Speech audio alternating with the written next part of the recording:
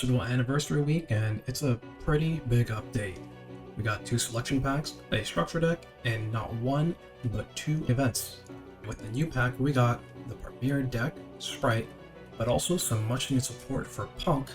Neos and Heroes also get support to a lesser extent, but most importantly, my personal favorite, Exosister. So the Exosisters are a series of main deck light spellcasters who rank up into their Xyz warrior forms. They all share the effect that if your opponent moves a card out of either graveyard, Xyz summon one Exosister monster from your extra deck using this face-up card you control as material. The only exception to this is that Martha is able to use this effect if either player moves a card, meaning you can also trigger this effect by using cards like Call by the Grave or Deity Crow. While each sister has their own individual effect, it's easier to divide them by their pairs as the extenders and the card draw. Stella on field summons a sister from hand, Ellis summons herself if the sister is on the field, Martha is the most important card in this deck, your best starter and arguably your best extender. If you have no monsters or only Xyz monsters on the field, she is able to summon herself from your hand and a copy of Ellis from the deck. This comes at a hefty cost of locking you into only special summoning Exosister monsters during the turn you use this effect. Sophia draws a card if another sister is on the field. Irene is able to do the same, but only if you send one back to your deck as cost. Probably the worst effect in the roster, you're rarely going to use this. Wouldn't recommend it either because it's very easily interruptible and you'll go -1. So probably just don't use it. Once their summoning condition has been fulfilled, or you can just Xyz summon normally, you'll get access to some of the most powerful rank 4 monsters in the game. Michaelis is armed with her holy sword, Aspetel with her spear, Sophia with her bow, and Jabreen with her gun. I don't spin the block in the name of Jesus. Why does the priest have a Glock? Honestly, I was really expecting a shield, or like a staff. Yeah, sure, a water gun is cool too, I guess. So, your Xyz monsters each have effects that can be used during the turn they're summoned, as well as ignition effects that can be used during your turn. It'll be easier to divide them based on their function. During your turn, Caspita and Michaelis can search for your monster and aggro cards. So these two will generally be what you summon first to help you set up your board. Sophia can bounce a monster, and Jabreen can boost up all Xyz monsters you control and for the rest of the turn by 800 attack. On your opponent's turn, on summon, Caspita and Sophia prevent your opponent from summoning monsters from the grave or activating any effects in the grave. Jabreen and Michaelis will target and either negate a monster or banish them as a quick effect during the turn they're summoned. You can combine any 2 rank 4 sisters to summon the big boss of the deck, Exosister Magnifica, and wow. Let's see what mystery we have to solve this week. Man, that's a lot of words. Magnifica can be summarized into 3 effects. Effect non-target banish, tag-out mechanic, and she can attack twice with a respectable 2800 attack. Because of her first 2 effects, Magnifica is crucial to your end board and you should always try to end your turn with her on the field. We have 1 continuous spell, 2 quick plays, and 2 traps. Pax is one of the best search cards in the game, searching any Exosister card once per turn. This could be a monster, spell, trap, whatever. It has a very neat effect where if you search to one of the sisters, if their pair is on the field or in the grave, you can special summon it once you've added it to your hand. Vadis will summon a pair of sisters from your deck. However, at the end of the turn, if they're still there, they'll just get shuffled back. These 2 will help you gain advantage and accumulate resources on the field. Carpe Diem has 3 effects. Firstly, monsters summoned from the graveyard cannot target your Exosister monsters with effects. Secondly, if you Xyz summon an Exosister monster, you can call any card in the game and negate its effects for the rest of the turn, very similar to Prohibition. And lastly, on attack declaration with or against any of your Exosister monsters, you can target and destroy one of your opponent's spell and trap cards on the field. While this card has several effects, they're all very situational, and none of them can be activated right away. They all require you to jump through some weird hoops to get. Return it targets one of your opponent's cards on the field or in the graveyard and banishes it. Then you can choose up to 1 of 2 effects. You can either Xyz summon with cards you already have on the field, or if you've already done so, you can non-target banish a card your opponent controls. Ferment is kind of like a worse mass change. You can target any Exosister monster you control and special summon an Exosister Xyz from your extra deck with a different name, meaning you can use this on your main deck monsters and your extra deck monsters. However, the caveat is that your opponent has to control a card that was summoned from the graveyard. Otherwise, you cannot use this as an actual quick play spell. You can only use it during your opponent's turn, so it's pretty much just another trap. Now that we have an idea as to what the cards do, let's take a look at a deck list I used on a run to Diamond. The 3 Max Z and the 2 Ash are pretty self-explanatory, but I cut Ash down to 2 because I wanted to make room for 2 other hand traps, Ghost Ogre and, well, D-Shifter. Yeah, if you didn't already know, or you couldn't tell, this is another, D-Shifter deck. Even with D-Shifter at 2, it's still a menace to a lot of the decks running around. Ghost Ogre is here mainly to combat the new Sprite decks, but it's also useful in the mirror, and it can also punish players for overextending, trying to go into access code talker lines and such. We play 3 Ellis, 3 Stella, and 3 Martha.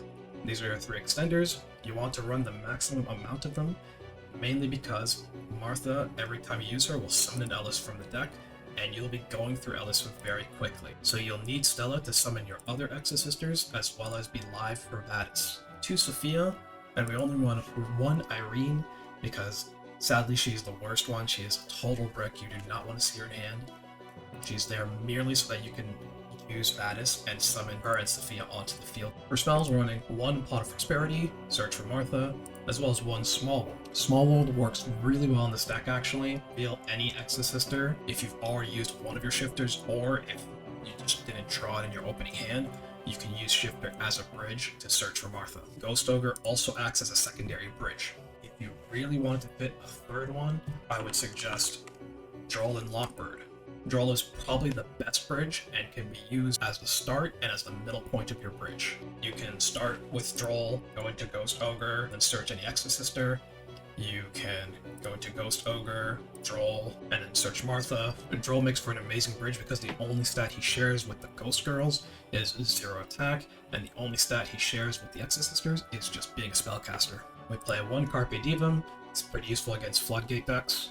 Also, theoretically, you can play around Nibiru using this card, but the conditions to meet that are very niche and a little hard to get set up. We play 2 Callbys and 1 Cross-Up because, let's be honest, you're going to lose the max minigame. We play 3 packs, Best Searcher, self-explanatory. We play 2 Armaments. We run 3 Infinite Impermanents, 2 Vadis, and 3 Returnia. I like 3 Returnia because I would prefer starting with at least 1 of the Archetype traps in hand, just in case I get interrupted, or just to set up the optimal board. With the extra deck, we run 1 Maguska. It's a rank 4 deck, so no reason not. 3 Michaelis, Best Searcher in the deck, and the 2nd best interrupt. 2 Caspatel, she's finally useful now that you can search Martha. 2 Jabreen, and 2 Sophiel. Frankly, I usually use one of these as a prosperity target. You're rarely ever going to summon these 2 cards more than once per duel. 2 Magnifica, 1 Zeus. We play 1 Lingaribo, just in case we run into some Ibly lock shenanigans, so that we just don't get locked out of our deck. We also play 1 Daybreaker if we happen to run into a deck that runs Rivalry of the Warlords. So we're going to go through a few replays.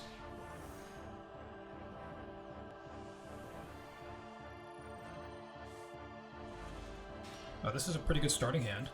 We'll fire off a Pax, search Martha, activates Martha's effect to summon herself and Ellis from the deck. We're going to summon our other Ellis and X these just using them. The reason for this is that in case Michaelis here gets hand trapped late, we'll be able to banish that card from the graveyard and then X these on top of Martha. So we'll set Returnia, pass. Alright, starts off with a P.U.N.K line. Goes with Xiamen, search Foxy Tune, summon Deerno from deck. And we find out that he is playing Orcust. Well, he's going to summon into his Chaos Roller to see if he can mill some more Orcust cards. Activates Deerno Engrave to special summon, I'm assuming, Xiamen? Yep.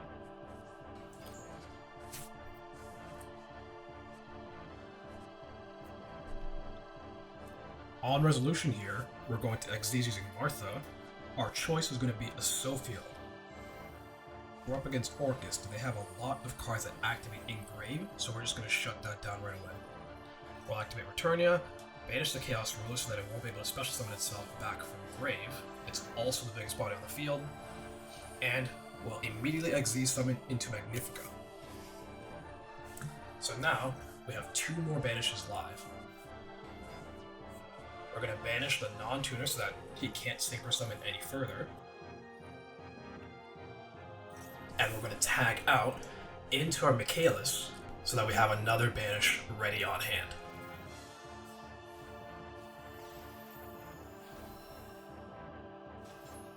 He'll activate Jackalope to see if he can get another non-tuner on field, but unfortunately, he misses. And with that, we're on to the next one.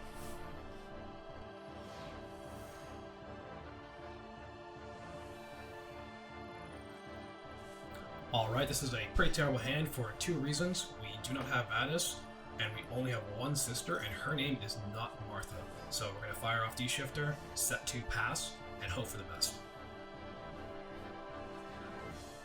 Thankfully he sets. We're going to go ahead and banish that monster. Turns out it was Mizuki. This is a zombie deck, which is a very favorable matchup, but only if we can get our board actually set up. It's turn 2 for him, and it looks like he's finally found his starter. He's going to go Solitaire into Unizombie.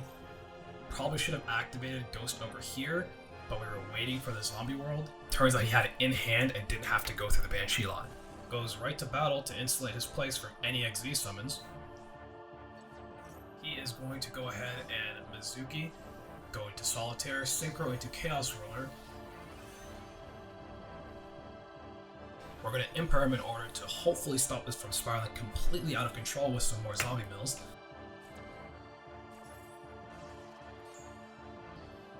And we're going to really hope for a good top deck. Not what we're looking for. Ellis, unfortunately, on her own is not good enough, and we will not be able to proceed.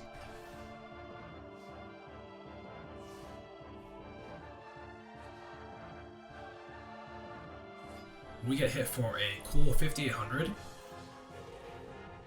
this is really our final turn to see if we can get anything done. Evenly matched is really good. Unfortunately, it's not good enough because even if we clear their board, we just don't have any follow-up play.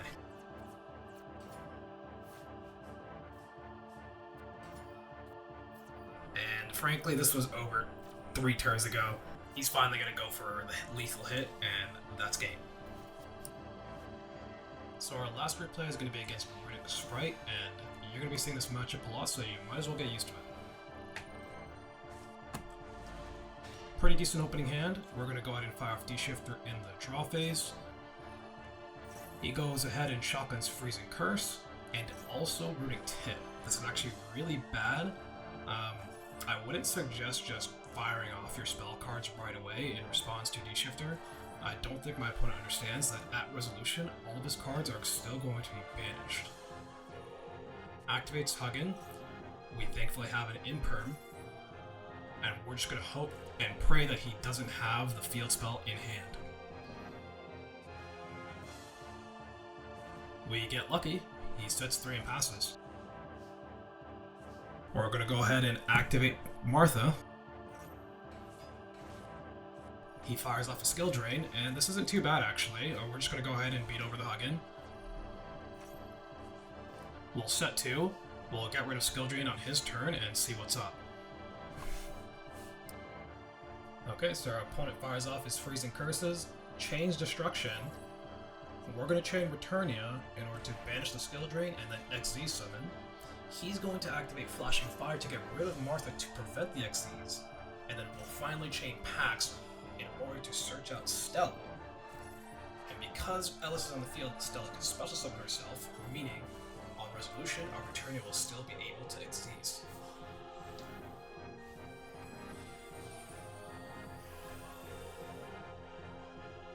So, we summon Michaelis, the effect resolves, he summons Huggin, but unfortunately, because he doesn't have anything in hand, he's got nothing to discard, we banish Huggin, and that's game. So we're back, and the deck is pretty fun and easy to grasp. It's straightforward and powerful, nothing insane, but it has some unique interactions that a lot of decks aren't quite prepared to handle. With the exception of maybe Branded, a lot of the best decks are crippled by the Magnifica Returnia combo, and if it wasn't forced out early, it's usually game. Exosisters also have a lot of room for tech cards in the main deck. Unfortunately, most of it is dedicated to the war against Max C, but the options are still there. The new cards just do everything the deck needed. You got a 1-card combo in Martha, and Magnifica has the removal and the OTK potential that this deck needed. Like I said earlier, it's an easy deck, so it's pretty easy for your opponent to figure out what your cards do and how to play around them. You're also very susceptible to Nibiru in this deck unless you open or search Carpe Divum, but the issue with that is that it's fairly useless outside of that interaction. And if your combo doesn't go off, you're not getting very far because none of your cards are recyclable and you'll be very quickly forced into a top deck situation. The grind game is really bad with this deck, and you're going to want to stop your opponent quickly and get the game done as soon as you can. But before you go, I want to talk about some tech choices you can consider for this deck. The Exosisters are a pretty insular series of cards, making it difficult to include other engines due to Martha's effect. There will be a small spear package we can consider later with Aratama and the unreleased Sakitama, but for now, let's start off with some hand trap. We have DD Crow because of his synergy with Martha. She can Exceed off his effect if you banish a card from your opponent's graveyard. Drolan Lockbird is here because it makes for an amazing small world starter, as well as a bridge, and we can consider running it, especially if, let's say, Flu for some reason decides to come back into the meta. For consistency, we can include a small Magistus package. It can really help fix your bad hands because you can special summon your Exosisters from the graveyard. It can also help special summon a third Exosister Xyz in case you get interrupted. You can still reach Magnifica, or on your turn, you can go for an OTK. For board breakers, probably the best one right now is arguably Dark Ruler. We've also got Evenly Matched, however with Sprite being the best engine in the room, we have a bit of a problem. They have a searchable spell and Trap Negate in the form of Carrot. If that's not a problem though, Evenly Matched will pretty much get you through most boards. Sphere is here because you can't really use any Kaijus or Lava Golem, and even Nibiru conflicts heavily with Martha's effects.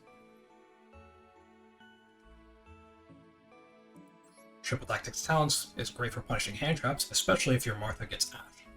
This deck can play through a lot of floodgates. Necroval is here because you don't really use your graveyard unless you're running the Magistus package. Zombie World is your standard Fluke counter, but it also works very well against any Cyber stack, blocking them out of over half of their extra deck. We also run Gozen Match because you're running a pure light deck, so it's the perfect floodgate. You can't really run Rivalry because your main deck monsters are spellcasters and your extra decks are warrior. You've also got a spicy choice here in Secret Village. All your main deck monsters are spellcasters. So long as you keep at least one of them on the field, your opponent will be completely locked out of spells. Since you do play quite a lot of back row cards in your standard deck, and possibly even more in different builds, Judgment and Anti-Spell are very good options. And lastly, we have a very interesting little deck here, Temple of the Kings. Because of how easily searchable your trap cards are, you can actually search a Vadis and start your combo turn 1 with Vadis before even using any other effects. So, a little long, but that's just about everything about Exosisters. Tell me who your favorite Exosister is, and let me know what decks you've been playing since the update. My favorite is Sophia. I like her hat, and the kind of Watchman on patrol vibe she's kind of giving. This is my first longer form video. I hope you enjoyed it, and I'll catch you again next time.